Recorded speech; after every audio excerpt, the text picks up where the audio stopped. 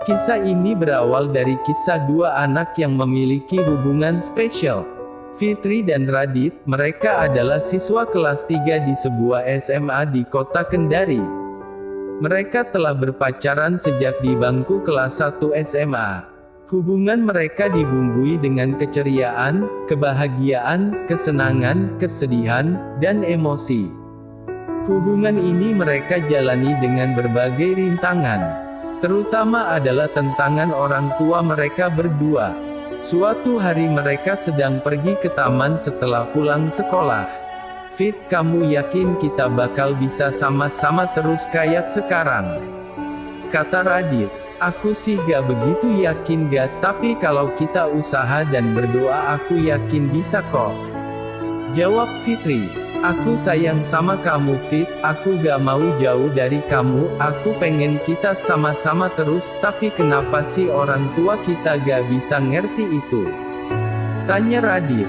"Gak apa yang kamu rasain dan kamu mau juga sama seperti aku, tapi masa lalu papa kamu dan papaku gak bisa diajak kompromi. Hubungan mereka memang gak baik, tapi kenapa harus cinta kita yang dikorbanin?" jawab Fitri dengan tegas.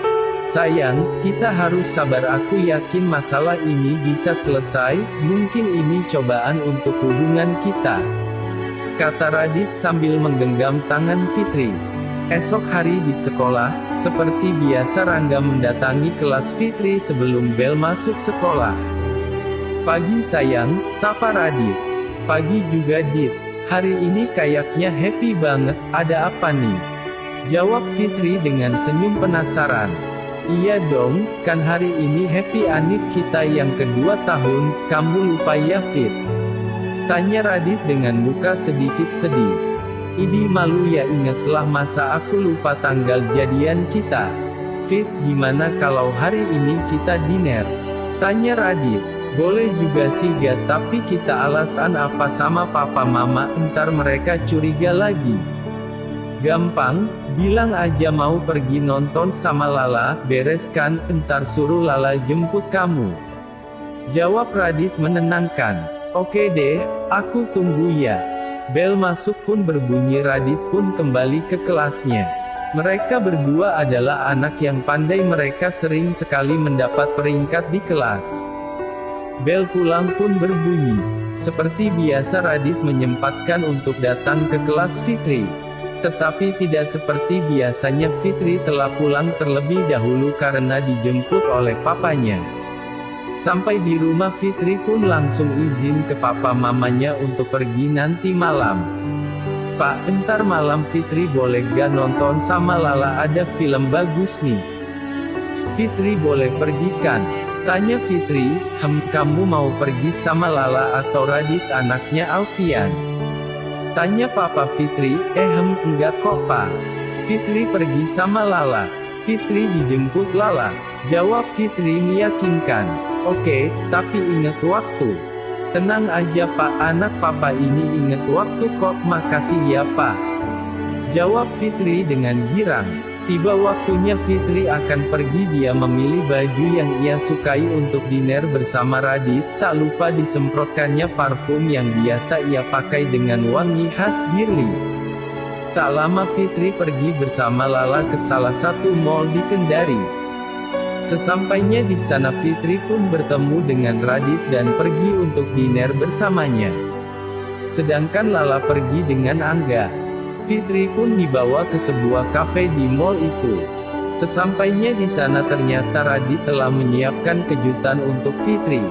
"Wow, that's amazing," kata Fitri terkejut. "That's for you my dear," jawab Radit sambil menatap ke arah meja kafe pinggir pantai yang sengaja dipesan untuk dinner bersama Fitri. "Ini kamu semua yang siapin gak?" tanya Fitri. "Iya sayang, this for you," jawab Radit. "Ya ampun, makasih ya sayang, sumpah ini keren banget," sambil menatap Radit. "Iya sayang, paling enggak saat kita bisa sama-sama gini aku pengen buat kamu bahagia," tegas Radit.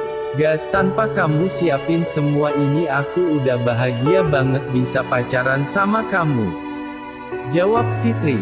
Makasih ya sayang, udah jadi pacar yang sayang banget sama aku dan selalu ngerti aku, kata Radit sambil mencium kening Fitri.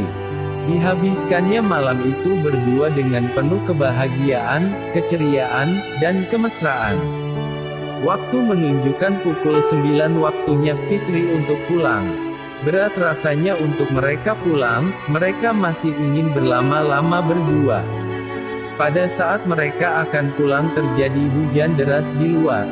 Radit pun memaksa untuk mengantar Fitri pulang karena hujan sangat deras. Karena Radit terus memaksa, Fitri pun mengiyakan permintaan Radit, walaupun mereka tahu apa resiko yang harus mereka tanggung berdua. Selama di perjalanan mereka berdua saling membisu, tak tahu apa yang sebenarnya mereka pikirkan. Mobil Radit pun masuk ke pekarangan Fitri. Pintu rumah Fitri pun langsung terbuka. Ternyata Om Heri, papa Fitri, telah menunggu. Fitri pun takut, tetapi Radit menenangkannya. Kamu gak perlu takut Fit, ada aku di sini, aku yang akan ngomong ke papa kamu. Jelas Radit. Tapi gak, papa aku pasti akan marah besar. Aku takut kita akan makin jauh. Gak sayang, kamu harus yakin kita bisa terus sama-sama. Mereka berdua pun turun di tengah hujan lebat dan petir yang menyambar. Saat mereka sampai di hadapan Om Heri, ia langsung menamparkan Radit. Klaak, dasar anak kurang ajar, masih berani kamu ajak anak saya pergi, bentak Om Heri pada Radit. Papa, jangan, diam kamu Fit. Sekarang kamu sudah berani bohong sama papa, gara-gara anak ini, tegas Om Heri. Maafkan saya Om, saya sayang sama Fitri, dan saya gak mau pergi dari kehidupan Fitri, kata Radit dengan muka serius. Klaak, bunyi tamparan Om Heri untuk yang kedua kalinya pada Radit. Papa, stop Pak, stop, udah cukup papa buat Fitri sedih dan sakit selama ini. Jangan papa tambah semua itu dengan marah dan nampar Radit, tegas Fitri dengan deru tangisan yang semakin menjadi. Fitri, sudah berani kamu bentak papa seperti itu. Klaak, bentak Om Heri dengan tamparan. Tampar Pak, tampar, kalau memang itu yang bisa buat papa puas. Fitri pun langsung pergi dengan tangisannya di bawah hujan deras dan petir yang menyambar. Radit pun mengejar Fitri. Dengan kencang Radit kejar pacarnya itu sambil memanggil-manggil nama Fitri. Tiba-tiba sorot mobil menyilaukan mata Fitri, dan akhirnya Fitri tertabrak. Radit pun langsung berlari lebih kencang menghampiri Fitri. Fitri, kenapa semuanya harus seperti ini? Tuhan, apa yang salah dengan semua ini? Teriak Radit sambil memeluk tubuh Fitri yang tertabrak dengan luka di kepala. Radit pun langsung membawa Fitri ke rumah sakit. Di sepanjang perjalanan dalam ambulans, Radit tak henti-hentinya menatap wajah Fitri dan menggenggam tangannya dengan tangis membisu. Dibayangkannya masa-masa saat berdua dan bahagia. Sesampainya di rumah sakit, Radit menunggu di ruang tunggu sendirian sambil termenung. Tak lama datang orang tua Fitri dan orang tua Radit. Hei Alfian, lihat tingkah anakmu itu tak ada berbeda denganmu, bentak Om Heri. Hei Heri, ini rumah sakit, bukan tempat untuk berdebat cuma karena masalah ini.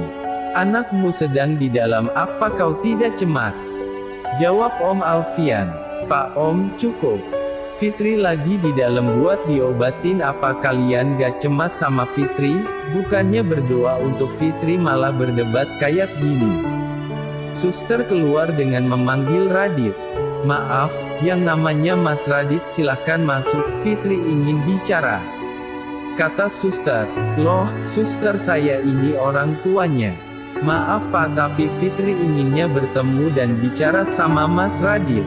Radit pun masuk dan memandang Fitri sambil menggenggam tangannya. Gak, makasih ya buat selama ini, makasih kamu udah sayang dan ngerti sama aku. Kalau misalnya kita memang gak bisa sama-sama lagi, aku akan coba buat ikhlas, kata Fitri dengan isak tangis. Sayang, kamu jangan ngomong gitu, semua cara akan aku tempuh agar kita bisa sama-sama. Jawab Radit meyakinkan. Tapi orang tua kita gak setuju. Sudah banyak cara gak kita lakuin buat hubungan kita tapi mereka tetap gak setuju. Jawab Fitri dengan tangis yang semakin menjadi. Sayang, kamu harus yakin, perjalanan cinta sejati memang gak pernah mulus, tetapi jalan itu pun gak akan pernah buntu, pasti ada jalan dari semua ini, kata Radit sambil menatap Fitri. Berjam-jam Radit menemani Fitri. Sampai akhirnya orang tua mereka masuk. Radit, Fitri, Papa minta maaf ya selama ini telah menentang hubungan kalian, maafkan keegoisan kami. Dan sekarang kami mengerti kalian memang cinta sejati yang tidak bisa dipisahkan. Maafkan Papa ya nak, kata Om Heri yang sontak membuat Radit dan Fitri kaget tetapi juga bahagia dan haru. Akhirnya semua pengorbanan yang selama ini mereka jalani tidak sia-sia dan berbuah manis.